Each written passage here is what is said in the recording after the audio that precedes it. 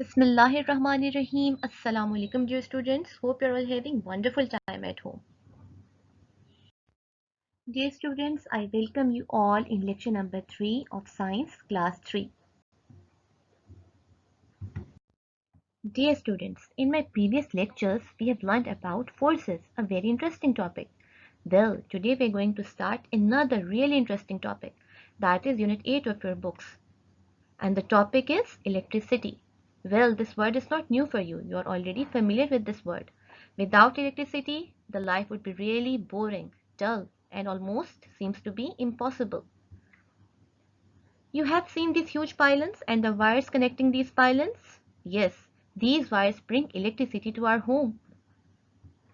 At the same time, can you see these brightening bolts between the two wires? This is electricity.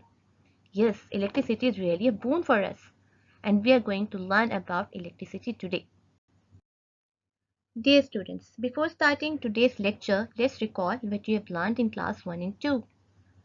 You all know that electricity is a form of energy, right? And the basic or the most importantly main part of electricity is produced in power station. That is called mains electricity. Whereas small amount of electricity is stored in the form of batteries and cells. You have used batteries and cells? Yes, while playing with your toys, while using calculators, remote control cars. You have used batteries and cells many times. Basically, you use electricity to power lights, whereas the other uses of electricity are too numerous to discuss. Just keep that thing in your mind. Without electricity, life becomes really impossible. Electricity can be really dangerous. Okay, we have to be very careful while using electricity. Electricity is extremely useful and we have to be very careful while using it. We must not waste it. Dear students, what we are going to learn today? We will learn about electric current, right? Then we will also learn about conductors. Now, what are conductors? In our surroundings, you might have seen metallic wires, pieces of furniture made up of metal, and similarly liquids. You know that these articles have the ability to conduct electricity. Electricity can pass through such materials. So such materials are called conductors. We will study about conductors in detail. Then we will also learn about insulators, and at the same time in our surroundings we have articles made up of rubber, wood and plastic. All these articles have the ability to stop electricity. They don't allow electricity to pass through them. Such materials are known as insulators. So we will learn about electric current, conductors and insulators in detail. We will also learn about the flow of current in a circuit. Yes, how current flows in a circuit.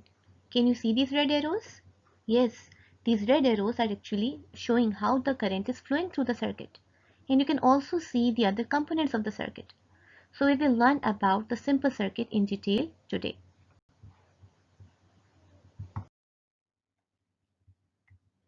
Then we will also learn about complete circuit and incomplete circuit. Then dear students, let's start today's lecture. First of all, you would learn about electric current. Now, what is electric current? Electricity that moves along a wire is called an electric current. Yes, you might have seen lightning, dear students. You might have seen thunderstorms. Now, in this image, can you see those brightening, fearful bolts of light coming from the sky down towards the ground? It is actually electricity traveling from sky down towards the ground. At the same time, focus on this video. Can you see huge pylons and the wires? Now you can also see electricity moving through these wires. So when electricity moves along a wire, it is called electric current. Then dear students, the question comes that electric current can flow through all materials? No, an electric current can flow only through certain materials. Yes, and such materials are called conductors. Materials that let electric current flow through them are called conductors. Now, watch this video. Dear students, can you see that red line or the red material? And you can also see that red material or red line is allowing electric current to pass through. So such materials are known as conductors. Wires are good conductors of electricity as they are made up of metals. You might have seen wires. Yes, her electrical appliance के साथ wire लगी हुई होती है, ठीक है, और उस वायर के साथ शू होता है जिसे आप सॉकेट में इंसर्ट करते हो और फिर इलेक्ट्रिसिटी सॉकेट में से होती हुई शू में आती है और वायर से पास होती हुई इलेक्ट्रिकल अप्लायंस तक पहुंचती है. So wires are good conductors of electricity. At the same time, wires bring electricity from power station to our home. Let's learn more about wires. Dear students, let's learn about wires. You know that electrical appliances, right, like bulb or fan, bring electricity from power station by the help of wires. And inside wire, what you find? Metallic threads wrapped by rubber. So these are the wires that bring electricity to our home.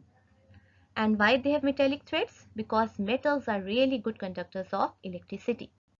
Then, dear students, electric current can be very dangerous. You know, electric shocks are really painful.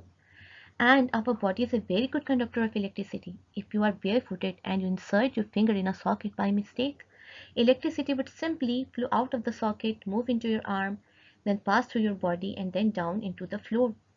Now, in this whole process, you will get an electric shock that can be really painful and even lethal.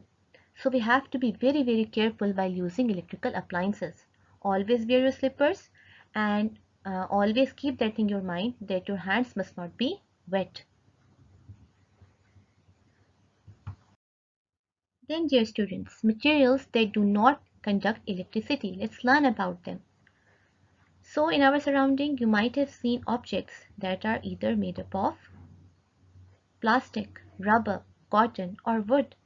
Okay, if anything is made up of such materials like rubber, plastic, cotton or wood, they have a strange ability. They don't let electric current pass through them.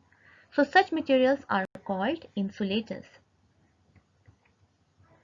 Now what is the correct definition of insulators? Materials that do not let electric current flow are called insulators, right?